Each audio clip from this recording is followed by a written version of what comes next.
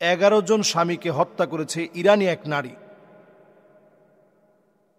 এবং খবরটা ঘাটতে গিয়ে দেখা গিয়েছে যে শুধুমাত্র সম্পত্তির লোভে তিনি এতগুলো বিয়ে করেছেন এবং সবগুলো স্বামীকে সম্পদ হাতিয়ে তারপরে মেরে ফেলেছেন বিভিন্নভাবে।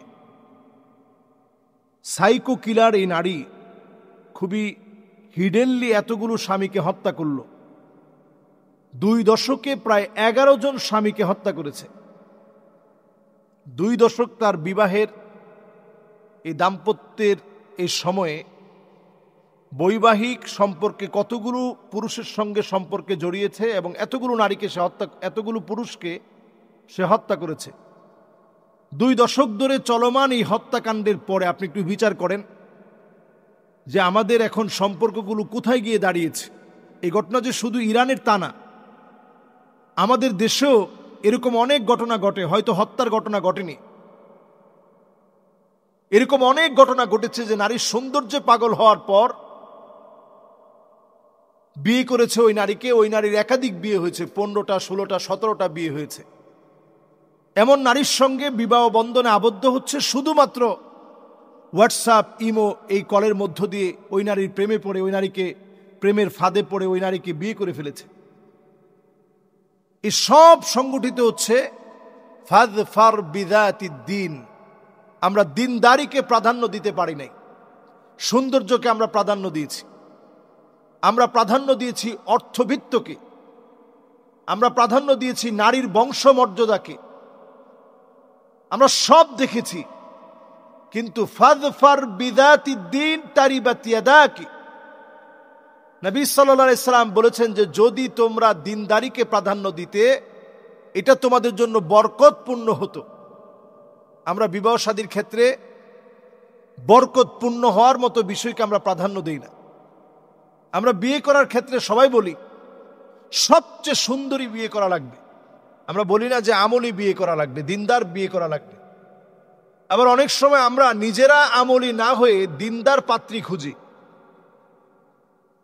এবং অনেক সময় পত্রিকাতেও চটকদার বিজ্ঞাপন দেখা যায় যে দিনদার পাত্রী কানাডায় সিটিজেনশিপ দিয়ে দিবে, এরকম পাত্রীর সঙ্গে বিবাহের জন্য আহ্বান করা হয়। দিনদার পাত্রী নিজেকে দিনদার বলতে হবে না, দিনদার পাত্র নিজেকে দিনদার বলা লাগবে না। আপনি যদি দিনকে প্রাধান্য দেন অবশ্যই আল্লাহ তাআলা দিনদার আপনার জন্য মিলিয়ে দিবে। যদি আল্লাহ তাআলা মিলিয়ে নাও দেন বেশি দিন আপনার সম্পর্ক টিকবে না। বৈবাহিক সম্পর্কের তিক্ততা আসার আগে সম্পর্ককে সুন্দর করে দেখে শুনে সম্পর্কটা গড়েন। এটাকে শরীয়তের পরিভাষায় তাফতিশ বলা হয়। একটু খোঁজখবর নিয়ে বিয়ে করা, যেখানে সেখানে বিয়ে না করে একটু খোঁজখবর নিয়ে বিয়ে করা, এটা সুন্নাহ। খোঁজখবর নেন, আপনি আপনার নিজের পরিবারকে সেখানে পাঠান, আপনার মাকে পাঠান, বোনকে পাঠান, তার আগে খোঁজখবর নেক, ওই এলাকায় গিয়ে খোঁজখবর নেন। এরপরে তাজাওয়াজুল ওয়াদুদ আল ওয়ালুদ, যেই মেয়েকে বিয়ে করছেন তার মা, তার কয়টা সন্তানাদি হয়েছে, তার নানি তার কয়টা সন্তানাদি হয়েছে, এটা একটু খোঁজ খবর নেন। নবীজি সাল্লাল্লাহু আলাইহি সাল্লাম এটা খোঁজ খবর নিয়ে বিয়ে করতে বলছেন এবং নবীজি এর পরেই বললেন কারণ আমি আল্লাহর কাছে ইন্নী মুকাসিরু বিকুমুল উমাম, আল্লাহর কাছে অধিক পরিমাণ আমার উম্মত নিয়ে আল্লাহর সামনে আমি গর্ব করব। সেদিন বলবো আল্লাহ এই সব আমার উম্মত।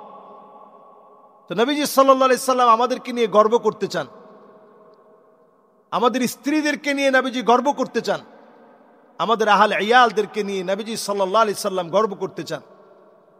কাজেই এই বিষয়টি আমাদের জন্য অত্যন্ত নেক্কারজনক যে আমরা এখন বিবাহকে শুধুমাত্র যৌন চাহিদা চরিতার্থ করার মাধ্যম বানিয়ে ফেলেছি।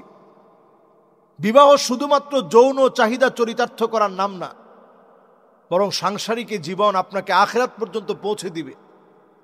আপনার স্ত্রী তো আপনার হক আদায় করবেই।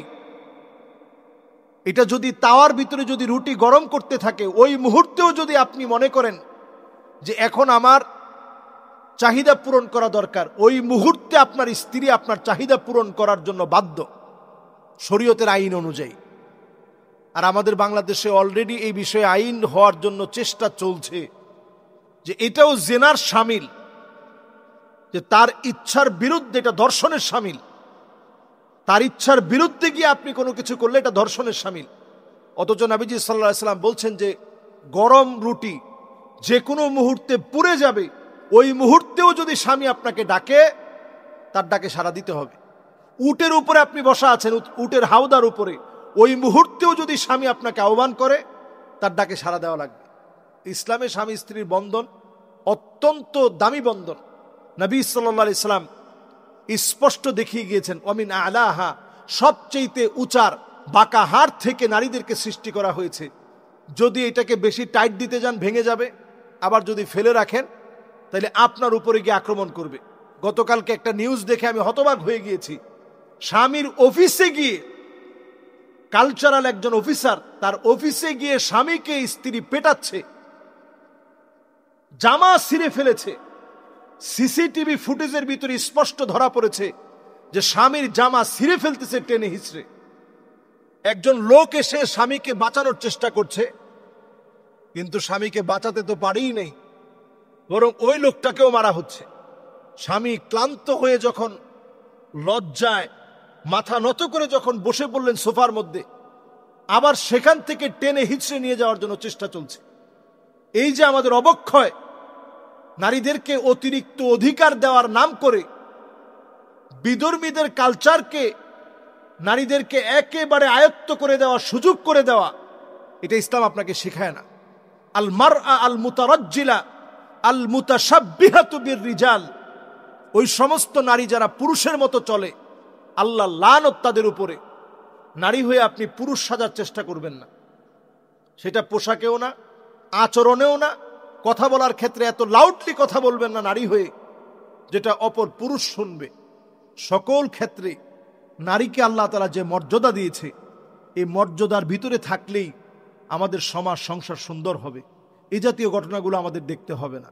আল্লাহ রাব্বুল আলামিন আমাদেরকে হেদায়েতের পথে আসার তৌফিক দান করুক।